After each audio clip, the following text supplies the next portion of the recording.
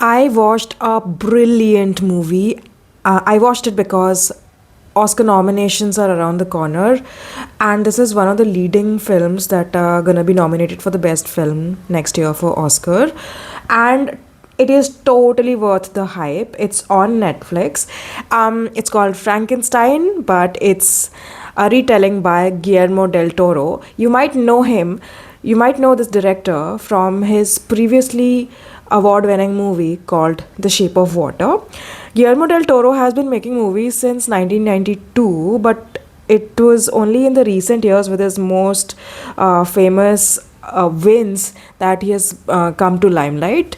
But he's a brilliant storyteller, a brilliant director. I've watched The Shape of Water, and now I've watched Frankenstein, and I absolutely give him a bow.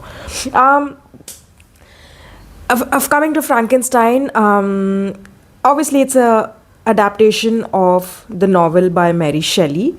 Mary Shelley wrote the book when she was just 18 years old. Wow.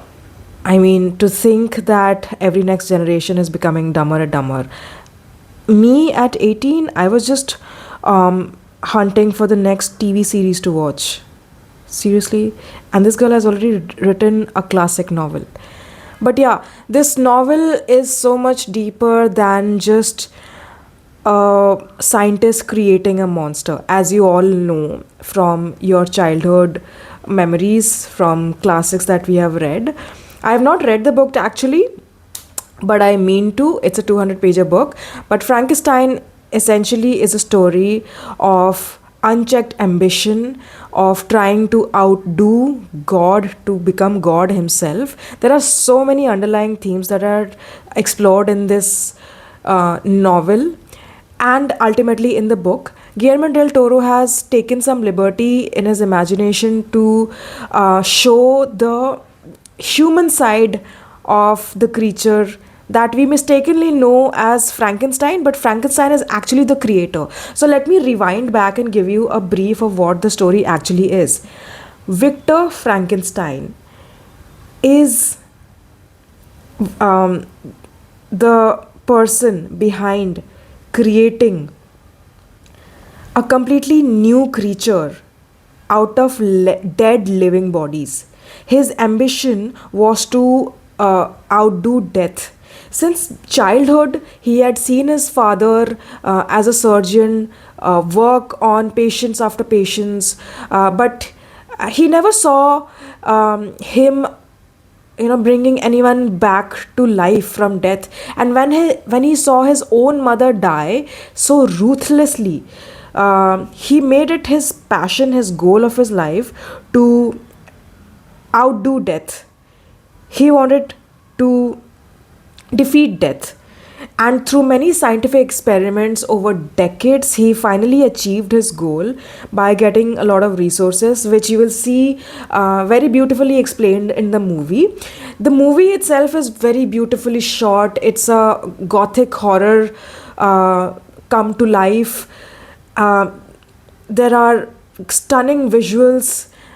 The tower where Frankenstein isolates himself to come up with this creation, to run his scientific mind, to finally crack the code, to create a living creature out of dead body parts. He goes out and hunts for different body parts of his liking from bodies that are lying from war. And that's how he comes up. He understands the biological system so well that he finally cracks from where and how life can be infused through a current, and magically the creature comes to life.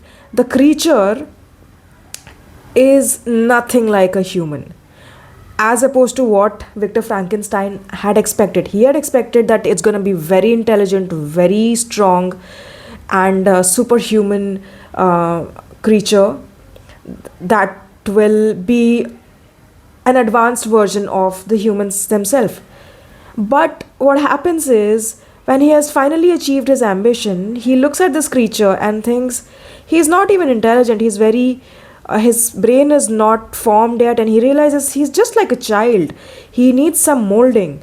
After a few attempts, he gives up, and he completely abandons him. He's actually furious of his own creation.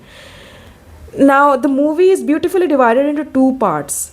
That's where the mastery of storytelling lies of Guillermo del Toro. The first section is called The Creator's Tale, and the second section is called The Creature's Tale. And it's so humanly and heartbreakingly told that you see the deeper layers, which I'm going to talk about right now. So, he has created this supposed monster. He is hideous in appearance, and he abandons him. Now, this creature is left to his own means. He didn't choose to be alive in this world. Now, surprisingly, he can't even die. Even after so many bullets are hit at him, so many dynamites are blown at him, he does not die. His superhuman qualities heal his skin so fast that it is impossible for him to decay, it seems. So he's now trapped in this life which he did not choose, and he's blaming his creator for bringing him into his life without his will, and denying him companionship, his own companionship. He is so dejected and heartbroken, which Guillermo del Toro tries to show in a very beautiful and poetic way. We had not seen the human side of Frankenstein so well before in any of the adaptations, or maybe they did, but I haven't seen those adaptations. But yeah, it's a beautifully adapted story, which tries to show the the deepest emotions of the evolution of the monster after he has come to life. He tries to befriend humans by being useful to them. He tries to be friendly with his creator, which is naturally coming from him. He's not trying to fake it or anything. So it tells that humans or any creature naturally is, kind, and he's any animal intrinsically are just acting as they were made, right?